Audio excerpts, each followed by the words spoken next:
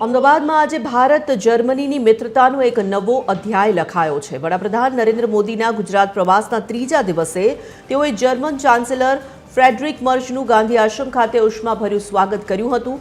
ઐતિહાસિક સાબરમતી આશ્રમમાં બંને નેતાઓએ મહાત્મા ગાંધીની પ્રતિમાને પુષ્પાંજલિ અર્પણ કરી શ્રદ્ધાસુમન અર્પ્યા હતા।